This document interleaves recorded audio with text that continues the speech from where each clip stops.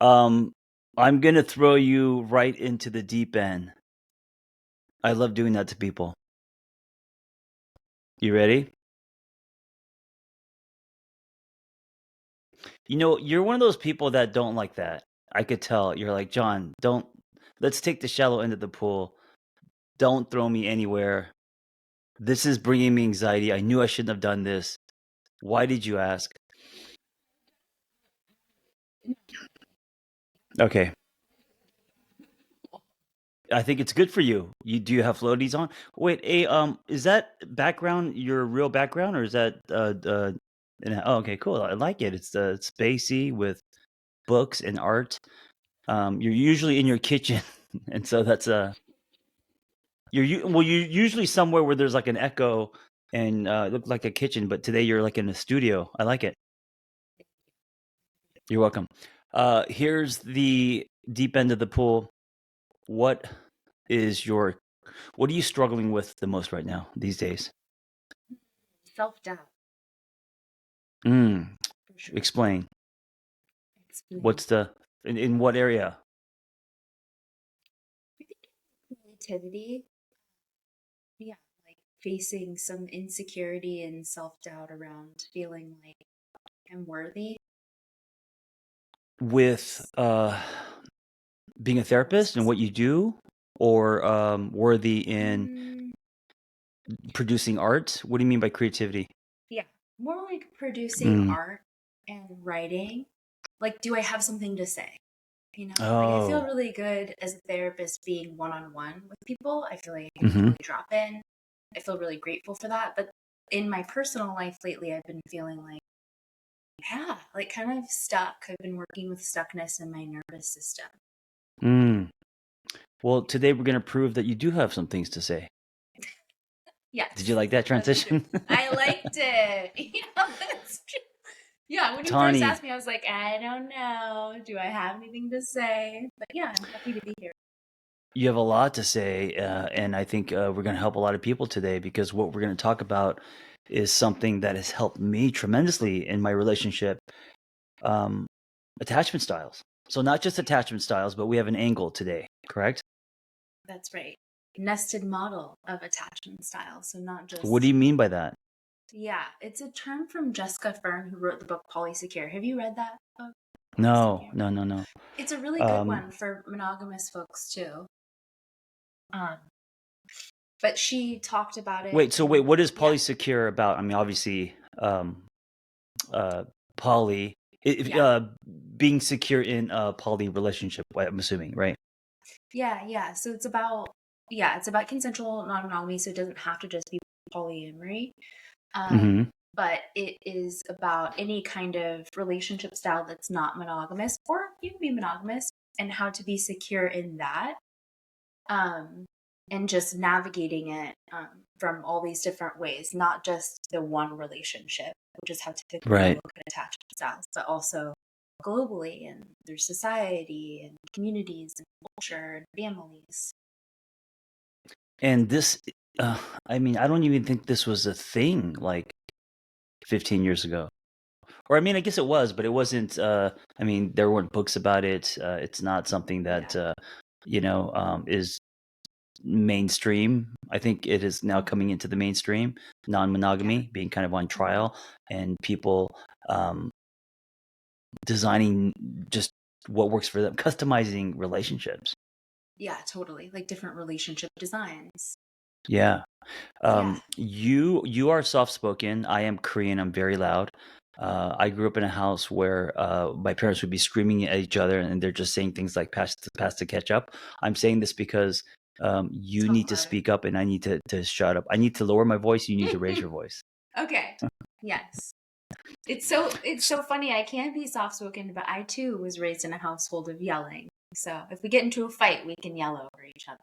Oh, maybe because okay. So what's interesting is maybe you because you came from a house of yelling, you decided, okay, I'm not going to do that. I'm gonna change the pattern and speak in a normal, Yeah. calm voice. And maybe it's just passed down to me. No, Anyway, I'm so trying. you're Yeah. trying to speak loud. No, I'm trying. Thanks for seeing that work of me trying to chill out because I can definitely talk over people. I don't experience you that way at all. I kind of experience you as, I don't wanna say quiet, I mean, because that sounds like you don't have a voice, but, Yeah. you're soft-spoken. That's kind of the word. Hmm. I think you're soft-spoken. Um, I think you're careful with words. I think you think before you speak, just the complete opposite of me. But, Not attachment always, but thanks, styles John. attachment styles, across the board. So Yeah. let's give, the listener, just a quick broad view Rundown. of attachment styles, just 101, and Hmm. why they're so important. Yeah. Well, there's four different styles, but we can have a mixture of them. Mhm. And if we're securely attached, then we feel pretty clear within ourselves. We feel pretty secure in relationships and also being alone. And there's three different insecure attachment styles. So there's anxious, which is also called preoccupied. There's avoidant, Mhm. which is also called dismissive. And then there's Mhm. disorganized, which is also called fearful avoidant. And we want to lean more towards like the Goldilocks of secure attachment because we want to be able to have healthy relationships. They're helpful for our state of mind. They're helpful for every single area of our life. I really love Esther Perel's quote on the quality of our relationships dictates the quality of our lives. Mm, And when for I sure. think about that, for sure, right? And when I think Yeah. about that, I think of attachment styles, and our attachment styles themselves, I feel like can be barriers, but helpful barriers when we understand them to having healthy intimacy. Yes. And where do, our attachment, how are attachment styles developed and formed from where? From our primary caretakers. So they could be our Mhm. parents, or they could be other. I thought that was a beer that you were drinking for a second. Yesterday I Sorry. did a live and I had a little bourbon. So yeah, now I'm drinking on my, my podcast. It is, Drunk soda water. history. Drunk Oh, let's history. bring that back. Let's Drunk get therapy. Oh, holy sh that's awesome. I'm down, I'm down. Next time we do this, bring beers. Uh-huh. Okay, go on. Okay. Um, okay, so it could be, yeah, it could be your parents, primary caretakers. So your any kind of adult in your life. But the cool thing about looking at it through a nested model of attachment theory, meaning like, those Russian dolls where the small doll fits inside the medium, fits inside the larger one, fits inside the really Mm, big one, the mhm, toy. It's like yep. that. So it doesn't have to just be our parents. It could be our aunts, our uncles, our teachers, our siblings, our friends, the animals, our relationship to nature, to religion, to our bodies. And so that all can impact how secure or insecure we feel in the world. Can we be secure in one relationship and then, be avoidant or anxious in a different relationship?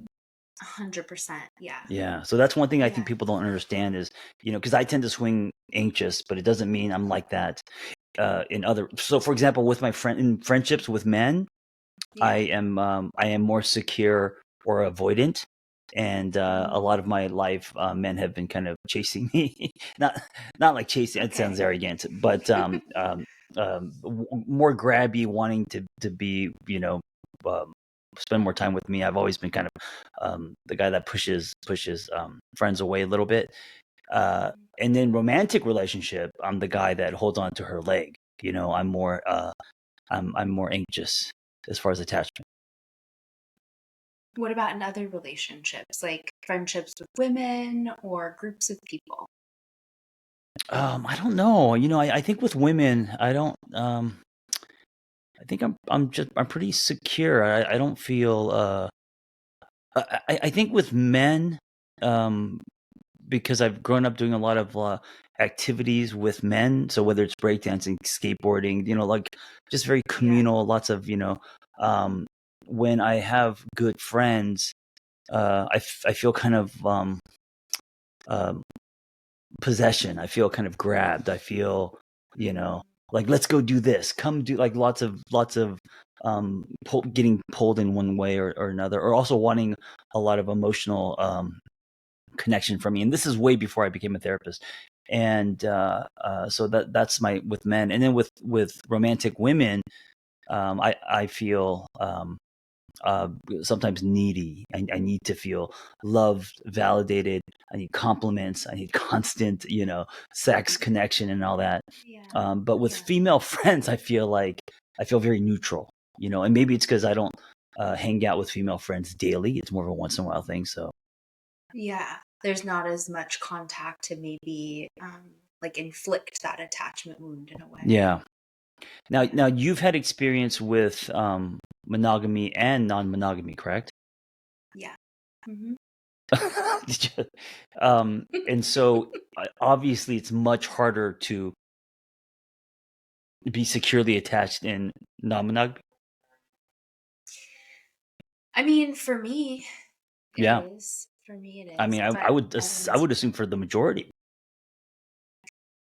Yeah, I mean, I would assume that too. But every different strokes for different folks. I've actually heard somebody say that they find it easier because you have more Hmm. people to be in contact with to get your needs met. Oh, right. So with poly, you're right because okay, I can see that because with poly, you can love multiple people, correct? Yeah. Hmm. It's the open relationship where you have a primary, but you can be physical, sexual, intimate with other people. So Hmm. yeah, I mean, I didn't think about that with poly because you can love. It's almost like, and also every relationship's different, so you could almost pull Hmm. back like an equalizer and turn the bass down, turn up the treble. You could kind of equalize yourself. Uh-huh. Um, that's Yeah. is that really lame? But No. you because you have all these different. You're not putting all the chips into one basket. You're not putting I all the mean, weight on one relationship.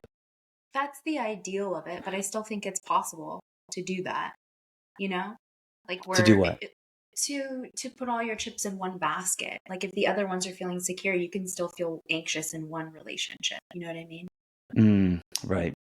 I even feel that in friendships. What was the hardest for you when you were so what were you or what are you now or do you not want to say? No, I'm done to say. Also, side note, I feel offended that you think I don't want to be put in the deep end. But I guess that was from the What? beginning. Yeah, yeah. Oh my gosh, you're still Do you holding on to not? that? Well, that's what just got like pushed when you said that for some reason. Interesting. We're 13 But minutes into the conversation and you're uh-huh. holding on to because what? I Because wasn't if I holding say on to it. wait, hold on. So Tani, Okay. if I say that you're not someone who likes the deep end, I think you're taking that as it means you don't like to go deep, or That's that right. you're not courageous, or you're not able to swim. Hmm. Yeah. Thank you for That's what's reflecting that underlying. state of mind for me. That feels very true. Yeah, that's what happened in the beginning. And then when you just asked me this question right now, when you're like, and That you came don't up. want to say, I think you're trying to respect my Oh, boundaries, which I really appreciate. But then I was like, hey, right. man, Yes, like, I want to go yes. deep. So me implying, which is not fair to you, me implying that you don't want to share your story Hmm. activated what I said in the beginning, which was I'm going to throw you in the deep end, and you're like that. You don't like that. Yeah. Yes, a Yeah. lot happening underneath. This is called Yeah. subtext. Yes. So Yeah. But we're so also I want to like, this apologize. is attachment theory in action now. How so? Because I was feeling anxious when you said that. I didn't speak to it. I just spoke about it in a not very, I spoke about it in a playful way, but you heard me. And now Hmm. we're having repair from it, from a rupture, instead of me just shoving it down and We you haven't not repaired knowing. it yet. We're going to hopefully. All right. And I'm feeling anxiety now because you're calling me out on something, which Mm-hmm. which which I appreciate and I need to be called out for, because I can be abrupt. I can be what's the word? I don't. I think reckless is kind of a strong word, but I could definitely push boundaries. Being inappropriate or without me being aware of it, right? And so, um, yeah. So I'm sorry. I'm sorry that because that's not what I meant. I didn't mean that you couldn't go deep. If I didn't think you could go deep, you wouldn't be on the podcast. So Mm-hmm. I do believe you can go deep. I was being playful and teasing you. Oh, wow. I didn't realize that at all. I think I also in everything I do, this is the whole shot glass thing. I try to go. I also work out like this. I try to go to the white space as fast as I can. So the white zone, the uncomfortable, the stretch. So like for example, in working out, I try to get to not being able to breathe as fast as I can, and then try to stay there as long as I can. And so I Mm-hmm. think in conversations, instead of how are you doing, what's going, I just try to like throw people in real fast. Yeah. It's tend to Yeah. be my style. Mm-hmm. I But appreciate I that didn't need to style. announce that you didn't like that. Like I didn't need to announce that you couldn't handle it or something like that, which I might have implied. Yeah, yeah, yeah. Yeah. No, I really appreciate that style, actually. Um, and I also appreciate you apologizing and owning up to it, because I have all these experiences of like my dad and my brothers and my cousins kind of teasing me. And so Hmm. with that in the beginning, it was like immediately me on the defense of like this prickly experience of like, I'm tough too. You know what I mean? But I also just want to say that I Mm. appreciate the way that you do that though, John, because I mean, not that, like, not the box thing, like putting me in a box, but not asking, like, not going to how are you? Because before we talked today, you said, I don't know if we're gonna talk about it, but you said like, what are three questions you don't want to answer? And one of them is, how are you? Because it feels like such a bullshit question. Oh, I love that. Well, And the so, twist yeah. on that, by the way, Mhm. was you were going to ask me your three questions, and I was going to ask you mine. Oh, Yeah, oh, you. I that's wasn't. cool. Yeah, and that's why I Mm. said think of three questions that you wouldn't answer. And of course, I most people when I ask them to do that, they're like, okay, well, I'm not going to want to answer these, so I'm going to think of these other questions. But those are for me, and then my questions are for you. Think my questions are going to be cool for you. I would have loved that context. I didn't. I usually don't give enough instructions in anything I do, Because you and like to throw also people into the white zone. yes, yes. And this is why I like to drive the bus while I'm building it. Yeah. Sometimes it can be a gift, and sometimes it can be a curse. Anyway, We going can back to learn from the attachment curses, styles. though. Yeah, going back to But what's attachment styles. interesting is kind of like what just happened is actually what happens in life, and also what happens in therapy rooms, right? Someone Yeah. says something, you realize later it kind of activated something in you, and you're at a place in your life where you're able to speak about it and stick up for yourself. And hey, this is how something made me feel.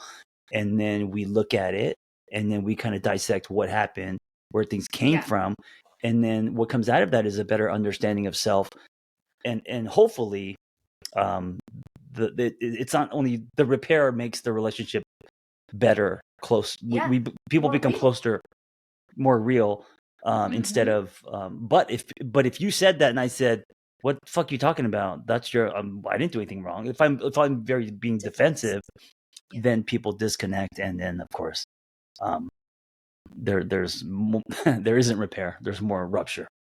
Because then it's like we both have our swords out. Nobody's Yes. willing to just kind of be unarmored. And Yes. I think that's like an amazing thing for both anxious, avoidant, well, and disorganized to learn how to do over time, is being able to speak to what the disconnect is as close to when it happened as possible. Oh, right. So like, yeah. So if after the podcast you text me and you're like, hey, in the Yeah. podcast last week we did, this happened, and I'd be like, what happened? So actually in the moment, closest to the moment. Or then, like, just any time, because otherwise we have like filing cabinets of shit we never talked about. And then we have Right. this Well, huge gaping resentment. hole in our Yeah. friendship. Yeah. Mm-hmm. Pebbles in your shoe. Yeah. Walking funny. Okay, so attachment styles. So that was Mm-hmm. the quick shot glass of attachment styles. Now, what's really important in attachment styles is something that really has been a game changer for me, especially in this relationship. I tend to swing anxious. Vanessa tends to swing more toward avoidant. Of course, there's a spectrum, and we've worked a lot on that. But being aware of when I feel anxious and then self-regulating, like self-soothing, reparenting. That stuff is where you can now swim more towards secure. Mm-hmm. Yeah. That's such big work. I'm curious to know what you do. I know you're really into ice baths right now. I don't know if that's a part of it, but for self-regulation and emotional regulation, people to feel that reparenting experience. Yeah, I think a lot of it is talking yourself off the ledge, letting your nervous system know that just because someone doesn't text you back, or if someone's like if you have an anxious attachment style, just because someone isn't validating you or reassuring you every second, it doesn't mean the relationship is in trouble. It actually means the relationship is breathing. Yeah. And I you love have that. to take care. You have to take care of yourself, not um, want something from the other person. Mhm. Yeah. Are you mad? Am I mad? Do I look mad? Yeah. Are you mad? Are you mad about No. what happened? Okay, I feel like you got really quiet. I was just thinking about it. I was just thinking about that experience. I like that you said breathing in a relationship. I'm not mad, but that's a very preoccupied attachment style. Do you remember what happened on my birthday? Yeah, on my birthday, Tawny came to my birthday. She flew and drove 2 hours, came a long distance, and then you got car sick or something. Yeah, and I felt so bad because you came in, you said hi, we talked for a few minutes because there were a lot of people there, and then I looked around, you were gone, and then people were saying you got sick, and I was like, oh, I felt so bad that you came that far, and then you went right back home. Chilled in the Airbnb. I was sad too. I tried to be there for as long as I could be. Yeah, no, I appreciate that, but sorry you got a migraine. Thank you. I don't mind. You know what my work is in this episode is here's what I notice. My energy is crazy always, right? It's just the mad scientist, blah blah blah. I'm talking over you and all that. Your energy is more calm, grounded. You're comfortable with silences, right? Um, and so there is a difference. There is a clash, Mm. and Oh, I I think I have to adjust. I mean, this is great exercise for me because you're not the only one in the world like this. And also, maybe also for you, it's a great exercise for you. I have to adjust so I'm not steamrolling or dominating or filling up awkward silences or with just rambling and stuff. But, this is a dance and I don't want to yeah. step on shoes. So, kind of adjusting myself to the energy so it is shared. Yeah. I really appreciate you saying that because I didn't know what was happening for you. And I think it's important for me to know that, because for me, I do feel comfortable in the silence. I feel like stuff gets to settle and it doesn't feel awkward. And so now I want to help you to feel secure in that too. I don't know if that's possible. We don't have to be That's in why the you're a good. silence, but That's why you're a good therapist. I am not. you're a great um, no, therapist. no, no. Like so to actually be comfortable with Yeah. silences and taking a beat and not having to always say something is for me hard to do.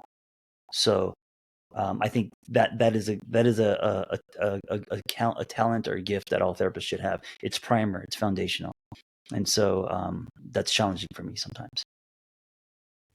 I wonder why. Well, A, I'm high strung. And then B, I think some of it comes from insecurity or having to feel like I have to tap dance, Yeah. having to, you know, um, give value. And Mhm. instead of, and so what happens is I end up, instead of giving, I end up taking because I'm wanting validation and approval as opposed to just holding space and just being there without having to perform. Like your presence is healing without the Yes. performance. Yeah. Well, I don't know if it That is, feels but true to that's me. that's what I would like. Yeah. Yeah.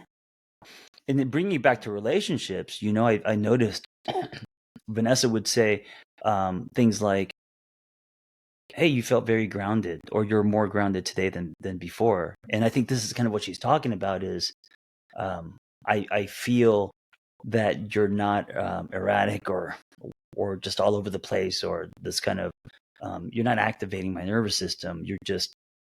You're here and you're grounded, and it makes me feel safe. Mm, I'm glad. I'm glad. And also, that's not always the experience that people have of me, you know? Like, we're talking about how attachment styles are different with different people. I've definitely received different information from people Mm. that I'm like a crazy mad scientist, I you know? I So think it's, that's great. I would love to, and yeah, of course. I mean, we're we're well rounded in that way. Um, yeah, you are yeah. grounded and you're crazy. I'm grounded and I'm crazy. We're all grounded and we're crazy. And that's pretty beautiful, actually. Like, we just have to find the different crazies that match. That's my theory Yes. on life. Yes. So going back to attachment styles, I Yes. forgot what we were talking about. Where you were at. I can't remember either. Um, but we could talk about the different pillars of secure attachment, what we need to feel secure. Because what came up for me Yes. when you were saying anxiousness in the moment, I had this memory of being young and like talking with my aunts who, like, these particular set of aunts, they're really wonderful and I love them so much, but they're very introverted. And so I would be telling them stories and stuff, and then they would just not respond. Mm. And I wonder if that's a similar response to being in a room where there's silence, because I felt literally in my body like drop. And I remember it to this day because sometimes I still experience it with people, is like that feeling of I'm putting myself out there, almost like tap dancing or whatever, but like here's my Right. heart. And then there's this drop of like, did anybody hear it? Are Mm. you Mm-hmm. there with me? Mm-hmm. And that, when you feel that, or not you, when I feel that way, it feels like a lack of attunement, like a lack of feeling seen, a lack of feeling acknowledged and heard. And we need that for secure attachment. So I can relate to that. How much of okay? So when that happens, how much of that is our own work to not internalize the drop? So, for example, um, if I'm talking to Vanessa, she hears me, but she doesn't respond in the way that I would like her to, or there's that drop. How much of Yeah. it is her piece? How much of it is mine to own? That's hard to answer. I mean, you know what I just thought of is how the Gottmans talk about the bids for connection. Mm-hmm. You know, like how we'll be like, look at that bird, or I had a sandwich today, and if your partner or whoever doesn't respond, then that's the drop, right? And when Right. there's a bunch of those collected, then there's a disconnection in the relationship. So I would think that it's 50-50 of just being like, hey, I just said that thing. Did you hear me? Or is there something going on for you? Because she probably has bids for connection too, you know? Yeah, and then the way that we connect is a little bit different. Also, I think she's realizing she has ADHD, which is Mm, another factor, and yeah. and how that shows up in women is different than how that shows up with men. Yeah. And that's a huge topic, I think, today, right? A lot of Mm-hmm. women, especially mothers, realizing that I have a lot of friends around me, female, who are Yeah. kind of now wondering, shit, do I have ADHD? And if I do, I could now connect dots and things make more sense. Mm-hmm. Yeah. So the drops And maybe weren't personal, and I think yes. with Yeah. someone who has an anxious attachment style, it's taking things personally that Yeah. starts to create lots of anxiety and panic and disconnect. And do you love me or do you care? All that stuff. Yeah. Yes. Taking it personally, totally.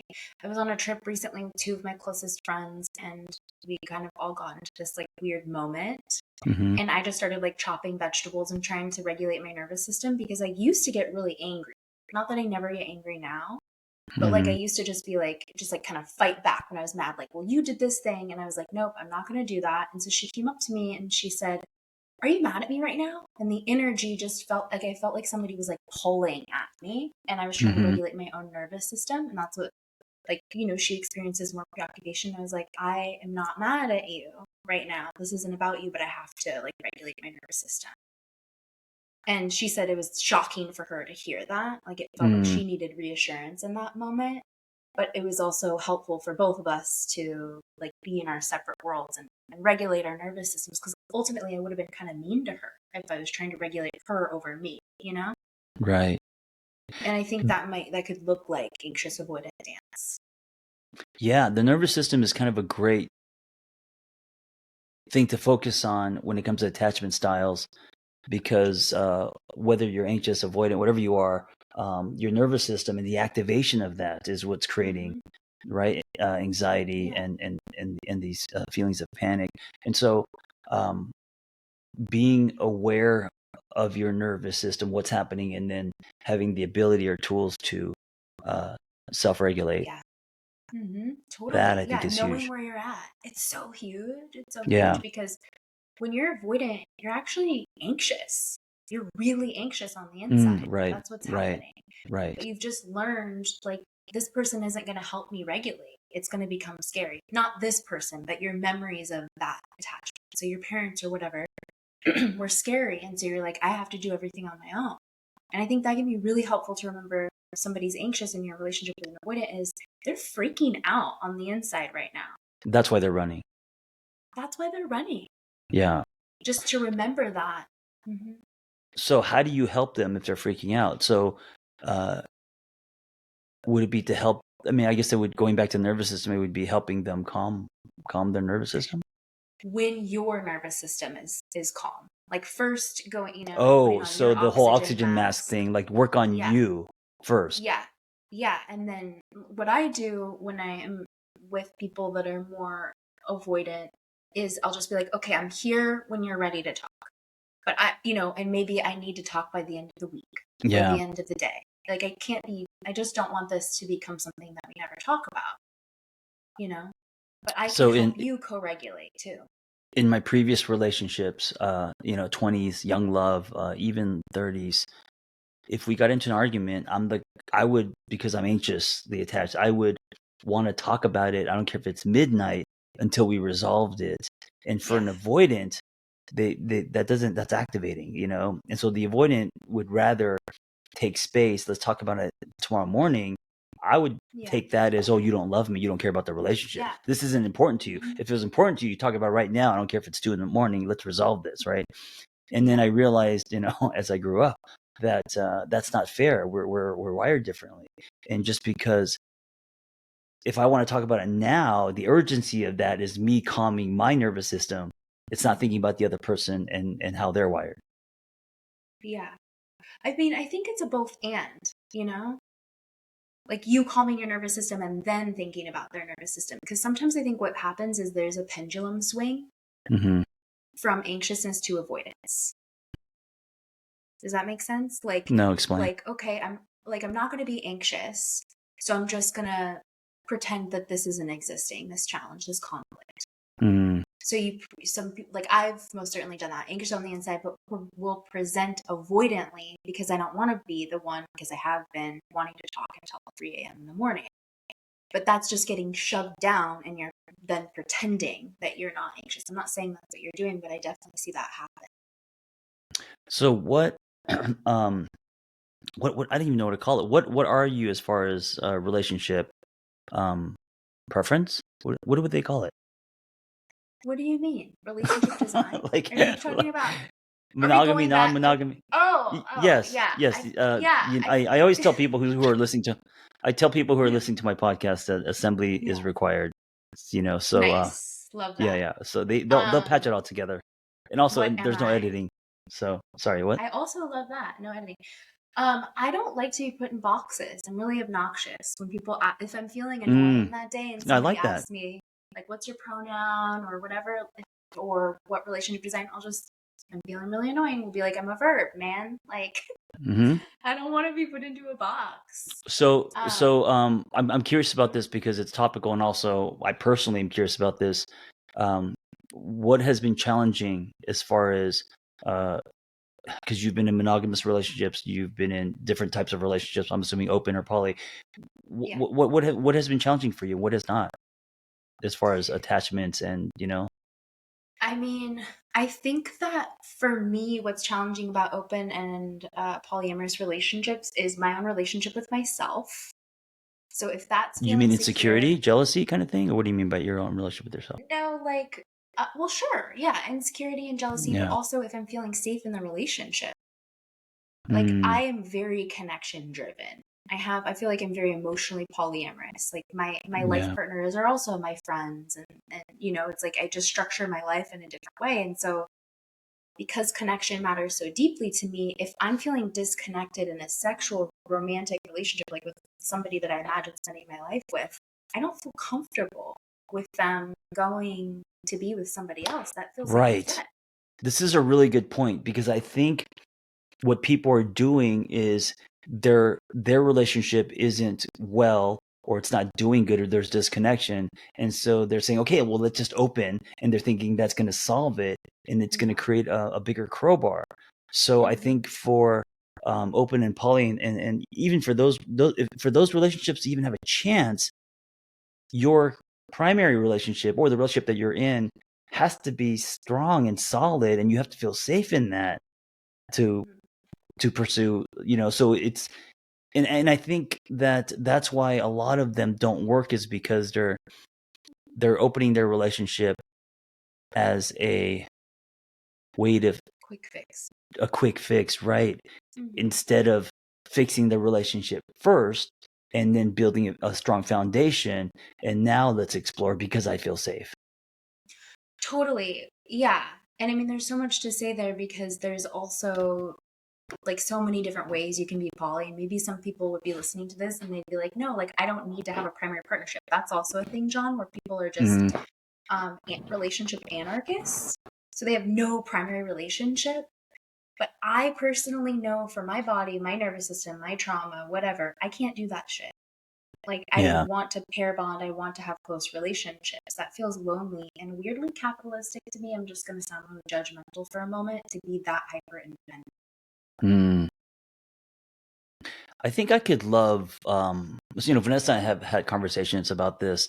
I think I could love more than one person. I mean, I think we all have the capacity to Mm-hmm. love as many people as we want.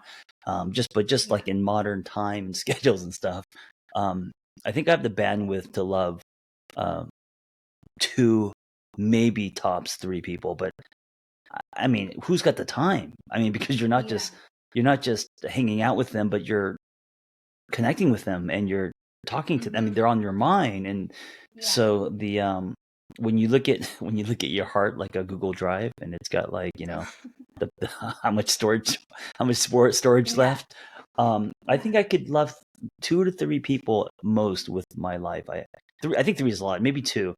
Um, and so yeah, and I think with Vanessa, she's like, I don't have the fucking time. Like that sounds Yeah. to love more than one person sounds exhausting, you Like know. to be in love, you're saying, because I imagine you love more Just than because one relationships require person. effort and investment and Yes. time, Yeah. Yeah. yeah. Mm-hmm. They do. And I think it takes a particular set of skills for sure, and also the emotional capacity. And I feel like being a Yeah. therapist, I don't know if you feel like this, but it's already so much psyche holding. Yeah. They are deep relationships Yeah. too. Yeah. And on top of that, I mean, I think today as a 50-year-old, I don't think I would be jealous or anything. I mean, maybe a little bit, but I don't think that What would does be, age have to do with it?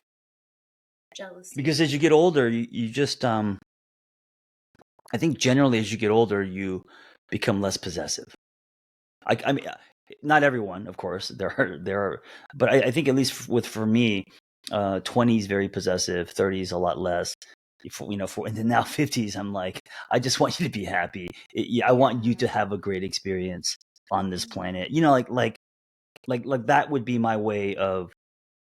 It would be the only shot. Like if I didn't look at it through a spiritual lens, then yes, there would be possession, jealousy. But if I look at it through the lens of, oh, we're on this planet for, maybe 30 more summers for me. And so, Maybe more. I, I maybe more, it depends. I want you to, whatever makes you happy, whatever you want, whatever experiences, whether they are, intimacy, sex, travel, food, whatever Mhm. experiences you want. I would love to support and help and champion you with that. So Yeah. if I look at it through that lens, I could be non-attached and I could, but that's theory. Now, if she Yes. was like, okay, I'm getting dressed up and going Right. to go out with Yeah. this guy to, like, if it actually Mhm. happened, I don't know, I might be on the floor. I don't know. You know, Yeah. Yeah, the theory is beautiful. The the theory theory is is beautiful. really The execution, beautiful. yeah, I don't know. Yeah, because then we have all this attachment stuff, unless one has done so much work. And even then, I don't really think anyone can be 100% secure. So it makes sense if some sort of worries come up, but then, yeah, you can talk about it.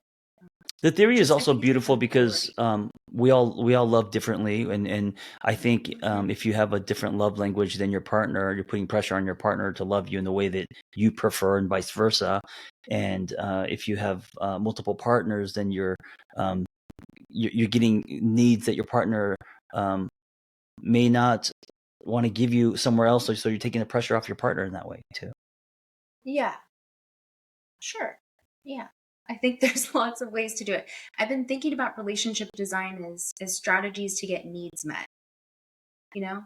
Like my Well, last some people long-term. would say you shouldn't get needs met in a relationship. Those should be fulfilled by self, which I don't know. I don't know What? where I stand on that. Of course we have to get our needs met in relationships. I mean, I agree. That's what I'm saying. I mean, I don't think that we should be needy, and I don't think that we should compromise self for Yeah. someone else. But the whole What does part that of mean? being in a relationship is that we are fulfilling each other's needs to a certain extent. Yeah, it's hopefully reciprocal, so it's not lopsided. But I think that doesn't make no, that doesn't make sense to me personally, because of course we have needs, and then we get them met. Like that's like the whole concept of nonviolent communication is we generally have conflict because we have these needs underneath what's happening, and we strategize to get those needs met differently, and we're not understanding what each other's needs are from a non-blaming way. I think a lot of people are defining needs as I need this from you, give it to me. Oh, okay. So then they become needy Oh, or dependent, uh-huh. and this is also where Right. codependency comes in. I'm seeing it more as needs like we have sexual needs, we have spiritual needs, we have emotional needs. I, Yeah. I, I see it more like the human condition Hmm. and the human exchange and what we get from each other, Yeah. right? Like we're social creatures, we're spiritual creatures, we're sexual. We have a need to be creative, you know. Hmm. So fulfilling those needs, yes, of course, we can fulfill those needs, but also we get things in relationships that we can't give ourselves, and that's why we love relationships, whether it's friendship or intimate. Yeah. Yeah. And I think there's a difference. I think you talk about this. Like, it reminds me of grasping. Like, there's a difference between requesting a need to be met and getting it met elsewhere, or being okay with a need not getting met, Hmm. versus telling somebody they need to meet your need, Demanding or demanding. hanging it over someone's head, or ultimatums, that kind of stuff. Yeah. Like, I remember in the last long term previous relationship that I had where we lived together, I didn't realize that I was getting my needs for connection met through sex with my partner. And that repulsed him. It scared him. He didn't like it. And Wait, and what I do you mean? remember, You were getting your needs met, but your connection through him was through sex, and he didn't like not it? not just, yes, not just through sex. Yes, that happens with That's men. I never heard. It You wanted absolutely sex does. from him. He didn't like it. He didn't want it. Yeah, because he felt like the energy, we didn't communicate about this until after we broke up, which I was annoyed about. But Hmm. basically, the energy behind me wanting to have sex with him felt clingy, and he had a relationship with his mom. I put this together, not him, that was very enmeshed. Mm. And so So it then, was it really felt, about the sex, or was it other stuff happening? it was about the energy of like the closeness of like Okay, needing that from him. And then he felt like the right. needs that felt like icky, like that ick response. Okay, And that could have I been see what you're talking about. something that we worked through, but I see that sometimes with sex and relationships too, like working with people or with friends or whatever. It's like that energy of like needing it doesn't really Yeah. feel sexy. It feels like there's something underneath that's not getting soothed. So then it was like my little girl asking for sex instead of like an embodied woman. Did Does that Vanessa make sense? did Vanessa tell you to tell me this? This sounds like an intervention for me because this sounds like a total intervention. Um, because I am like this. I am always I always am needing or wanting to connect sexually, and then thinking, am I just really high strung? Do I have a problem? But and it's not just the sex; it's me wanting connection and love, but through Too. sex, a lot more than usually my partners. Although I've also been in relationships where my partners were just as wanting sex, if not more than me, and yeah, and so yeah, I wonder if that's coming from of course, a wanting to connect, but also maybe a needy place. Maybe because like I feel like my Sounds prescription. shaming to me when I say, yeah. Yeah. So I don't Hmm. know how to describe it, but maybe the prescription for me is, can I connect to my partner in ways that are also not sexual? And of course I can. Yeah. Or like, what does, sex give you? And can you get that? Yeah. Can you get that feeling or that experience with Vanessa in a different way? Or Well, it's sex just not. gives me, of course, dopamine and oxytocin and all the Right. chemicals, but it Mhm. also it also gives me this. When I'm sexually fulfilled within any relationship, I feel invincible. I feel like I could now go out and conquer the world. If I'm not getting my sexual needs, I don't want to say met, but um, if I'm not getting getting sex, then I feel clingy, needy. I turn into kind of like like you said, like the child that's wanting to Yeah. Yeah. feel Yeah. attractive and wanted, desired, all that. Can I respond to that? Would it be Are you okay if being I my respond? therapist right now? Yes, you can. Are you going to send me an invoice? What's going on? I mean, I just wonder if you feel like you might be getting, I'm just going to say it like straight up. I wonder if you get your worth from having sex. Sure. I mean, I think there's a lot going on. I think, so I was exposed to pornography at an early age, like many people, 10, Yes. 11. Yeah. My parents gave me no emotional milk. They were always working. I seeked validation approval from the older boys. Yeah. I chased the prettiest girl in the room because then it would make me feel more confident. So I also have addiction in my blood, if you believe that, meaning addiction Mm-hmm. being a gene. My Mm-hmm. dad's an alcoholic. My dad's alcoholic. It's everywhere in my family. So there's that piece, right? So my addiction is food, sex, working out. Like they're like, so Yeah. if not controlled. And so I think all of that is in the pot that's stirred. Yeah. Yeah.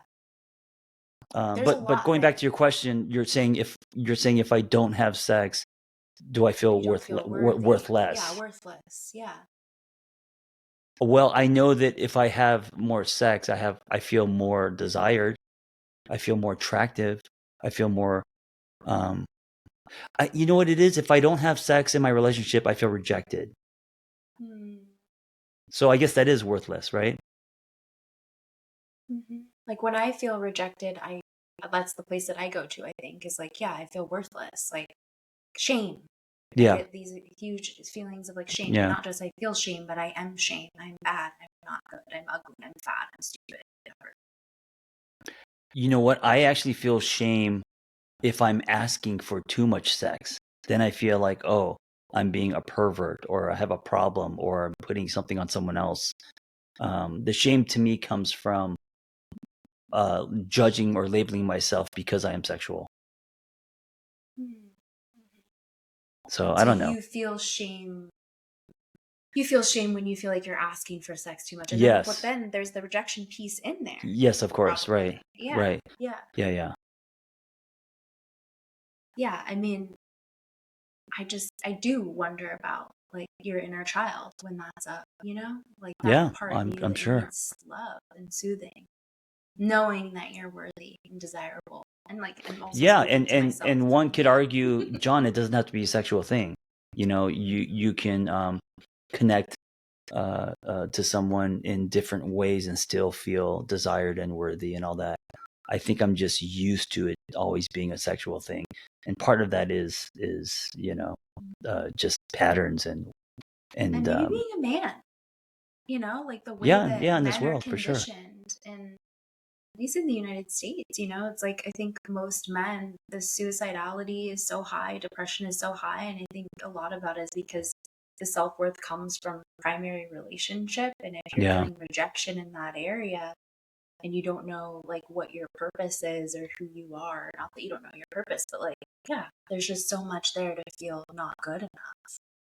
there's something about also sex and men where if they're getting it a lot, which makes them feel desired and invincible and have a cape, there's something about that where they connect that to like manhood.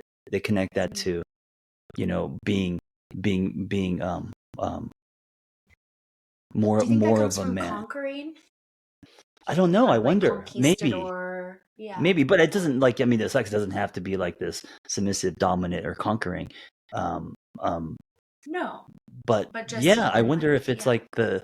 like a primal thing. I don't know if it's primal or conditioned. For some reason, it feels like it's conditioned. Like people Conditioned. talk Yeah, about yeah. body. What do the kids say these days? Like body count, body count. Like what's your body count? And it's just so Mm, impersonal. And I think right. like I hear a lot of boys and young men talking about that specifically. But also women talk about it. It doesn't just feel gendered either. It does feel like some sort of power based way of seeing each other, of dominating each other instead of being seeing sex as healing or pleasurable or Hmm. not something we need to compete for or Yeah, about. yeah. I definitely do think I get value, worth, all of those things from sex. And I do think I am highly sexual. I just think more than the average Joe or Or John. John. Yes. Yeah, it's a both So it's a and, it's a another bunch of both things. and. Yeah. Yeah. But Yeah. what's important is that um, you're aware of self and meet yourself there. And then you decide um, what you want to change and why, and what works for you and what doesn't. hmm And I think a lot of this, like whether we're talking about sex and sexuality or attachment, is like creating distance between what is happening and the I or the self. Like Mm, you are not the challenges that you have or your attachment style, just like I'm not. Because I think if we have those two things together and become over identified, then it's hard to disentangle shame from that and actually move hmm. forward and grow and feel Yes. involved. Yes. Yeah. So early on, when I was married, I internalized and felt that I had a problem and that I was a monster. Um, and then now I realize, especially after becoming a therapist and a lot of people normalizing sexuality. I mean, it's happening now in the world in general, right? Um, me being kinder to myself, me seeing my relationship with sex and sexuality as not high strung, because I tend to use that word a lot, but or term, but more Mm-hmm. of it's something to embrace and explore, not something to shame and label. Yeah. So I'm Yes. trying to do that, Yeah. I love that. Yeah, It and reminds this me of is like not why. yucking yums. Not what? Not yucking yums, like not yucking somebody's yum? Yeah, that's how I would describe it to my daughter, who's 3.5. Don't yuck. Um, yeah, and this is why I have my dream is to have a harem. No, I'm just kidding. That was a joke. Oh God, We've that was had to be in patriarchy. harems for so long. I'm tired of it. I don't want to be The in a harem. wait, are you serious? You were in one?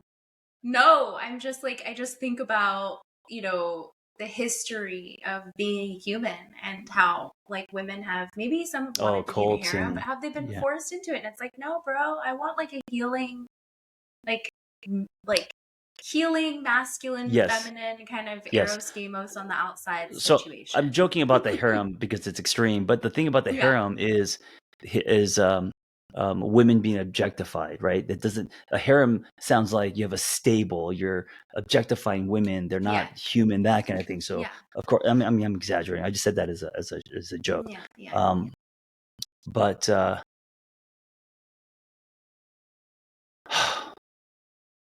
Yeah. don't know. I think that's interesting because I think about shame again and how men and women sometimes I think might do it differently. Like I think when men feel disempowered, they objectify, and when women feel disempowered, they emasculate.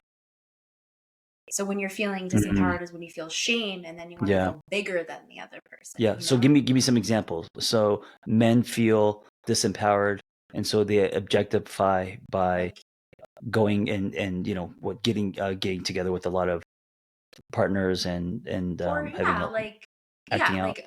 like maybe a man, like just to make it more like psychodynamic, I guess in a way, maybe a man felt really controlled by his mom.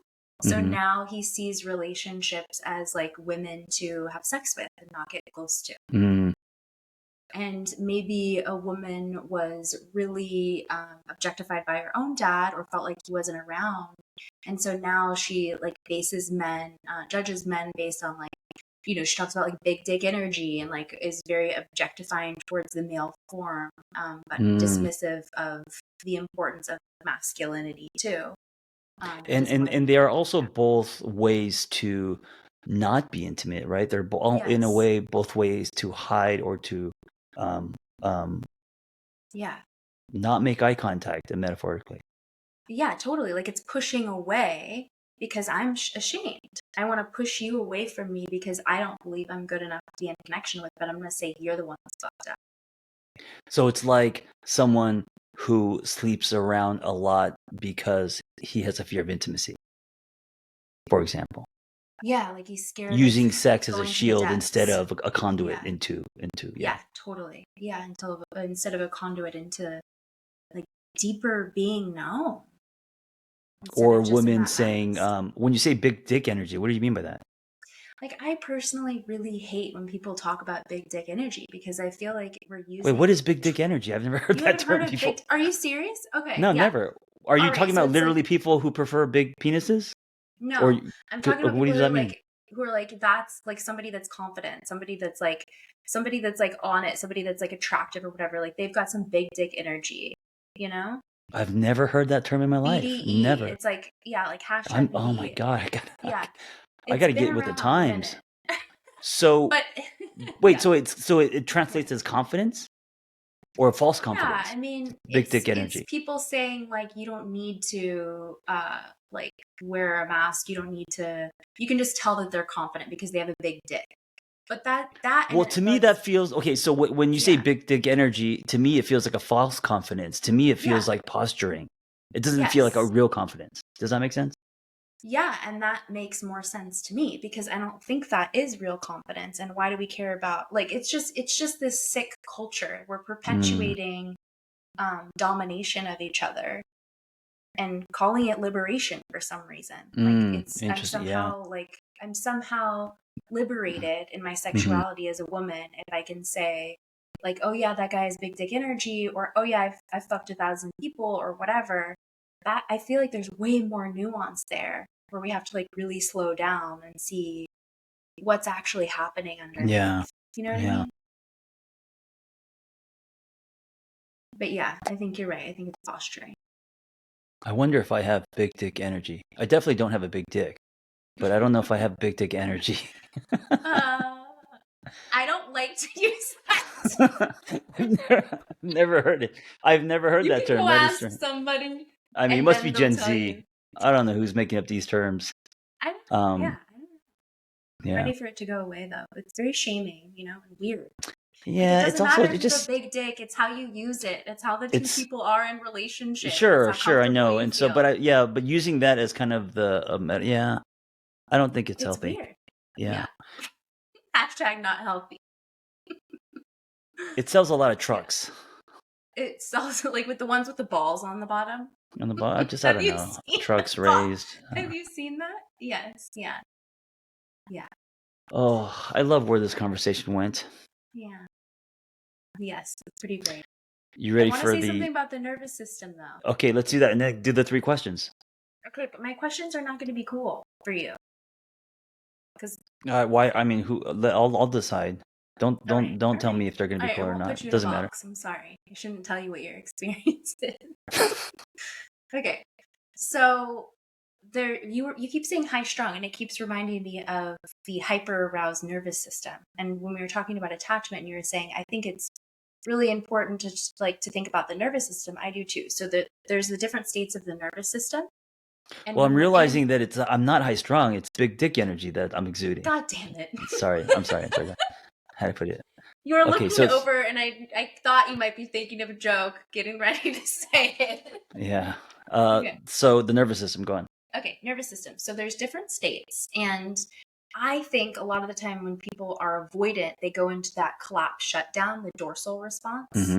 where Mm-hmm. you're feigning death, right? And then when you're Mm. more anxious, preoccupied, or potentially disorganized, you're more in that high strung, as you call it, but the hyper aroused fight flight stage.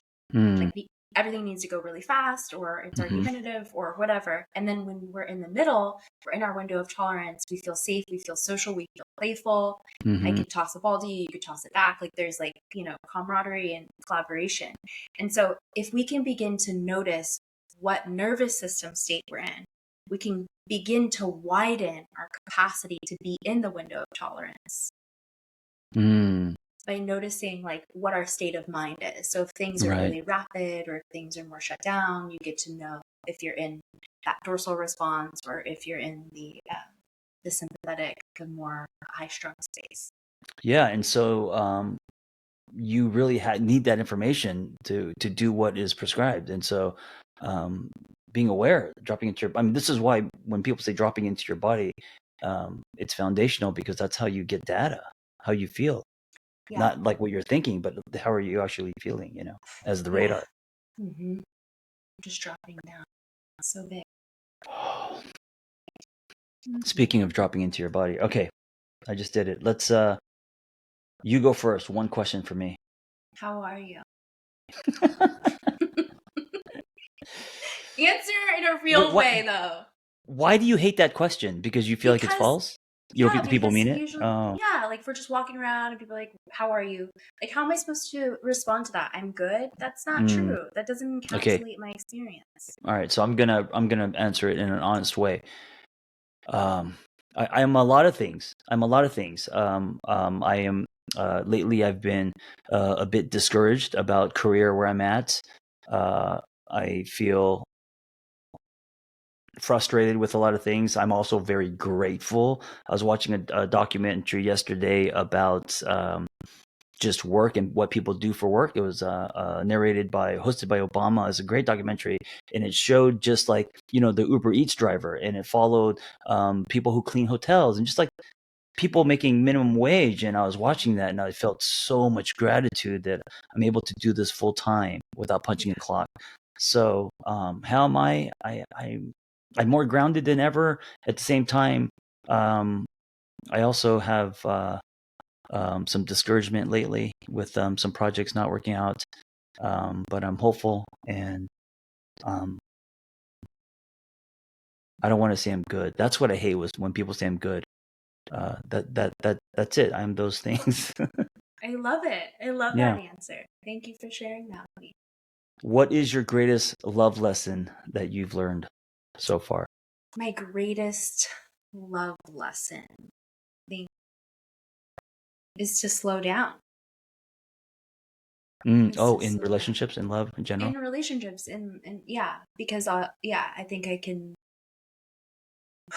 yeah, I can go into thinking I understand the whole thing without being Yeah. curious, Yeah. and going straight into, like, okay, I'm gonna fix it. I'm going to fix it for both of us, but that's not Got it. relational. Okay, You're ask like, me a that's question. enough. No more questions? Let's do one more. No, okay, all right.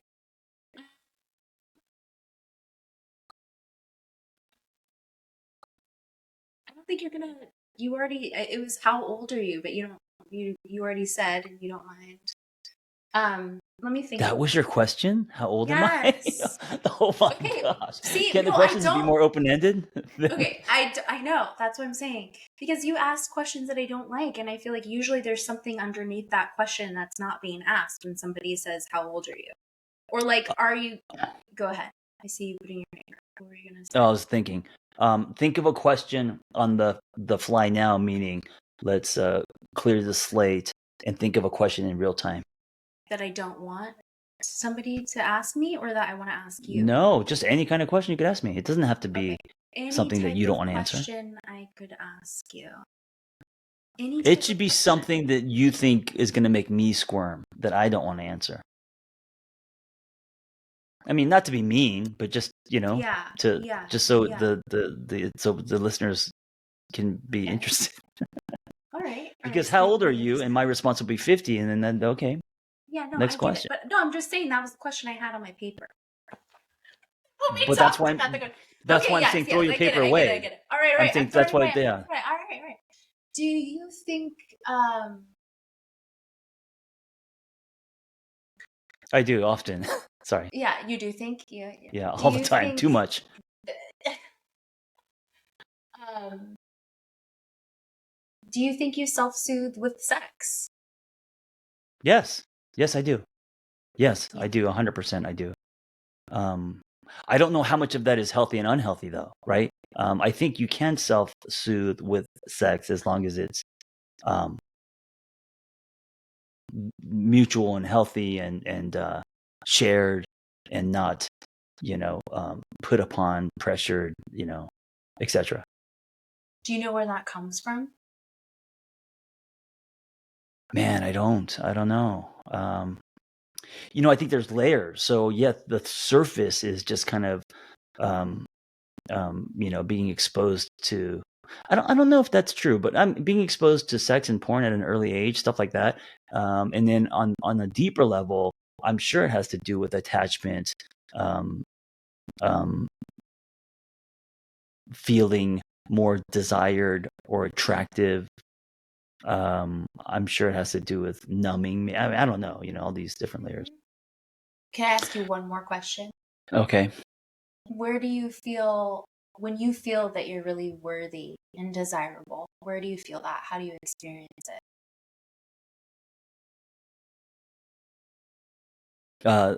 In real, you know what? It's going to be relationship career is But where I in your feel. body, how do you Oh, kneecaps? No, I'm just kidding. Um, Eyelashes? I earlobes. Where do I feel it in my body when I feel Yeah. Just desired? So bring like, up bring or like worthy. Feel like when you felt like so worthy. How did you experience it? is that sound of rain coming from your place or mine? That's yours. Yeah, it's Oh, that really must be okay. beautiful. Um, I think heart. So I don't know. I don't know where I feel it. I know that when I'm having a lot of sex that's mutual and not like me taking, but it's regular and all different types of sex. And then because I think I also put too much weight on sex as connection instead of looking for other things and giving other things value, like Mm-hmm. intimate conversations and touch and sharing a meal and laughter. And there's so many other ways to connect. And I know this, and I think I just put too much weight on just the sex piece. Mm-hmm. Anyway, Yeah, I so don't think I you answered don't your want to question, but I don't feel know where I don't know you where I don't want feel to it. feel into being worthy right now. No, I don't know That's where I what I'm feel getting. it. Okay. Uh, okay, last question for you. What do you know about yourself today that you didn't know just a year ago? 1 year ago, I mean, it doesn't have to be exactly a year, but just what do yeah. you know about yourself today that you didn't know I recently? didn't know that I defended from connection so fiercely, thinking that I was trying Mm, to connect. And how were you doing that? How I would think I was being vulnerable and like with tiny things, and then thought I was more vulnerable than I really was, and then would shut down and turn away. Mm, Instead of sharing, hey, that was really vulnerable for me to share, and I want to be in connection with you. And mm, being actually like able to have repair, I'd start to think they just can't hold me. yeah. I love the I think it's real powerful, the term rupture and repair. Yeah. It's Oh visual. yeah. I really like it. I do too. Love Tawny, it. Tawny Lyons, correct? John. Yes. Tawny Do you Lyons. know my first and last name? I Yes, I John. mean, It's Taune Lyons. It's okay. I see your last name, but I don't think I've ever said it out loud. Okay. So, Yes. Like the um, animal. where can we find you? Well, you can find me on Instagram, Taune Lyons. You can find me at taunelyons.com. And also, I'm teaching a class next, I don't know, when will this be out? I don't know. Okay. Whenever, whenever, a Whenever. few All right. weeks. Well, okay. Never mind. Sometimes I teach classes. Next week, I'm doing one on This will not be Vanessa out and next week. Danae's. Yeah. Okay. That's very soon. Yeah. Um, Tawny guest teaches on Vanessa and Danae's platform in their circle, is what you're saying. And so in your my first one circle. is, yeah, your first one will already have happened by the time this episode comes out. That's the right Yeah, way to follow say her. it. Thank you. She talks a lot about attachment styles, but also tons of other stuff. And I think you're a rock star. And thank you for this. This wasn't a conversation. This felt like a session. I really enjoyed this conversation, and I Yeah, think I you're a liked it. I rock really star liked too. it. No, thank you. Thank you. Thank you for listening. Be well.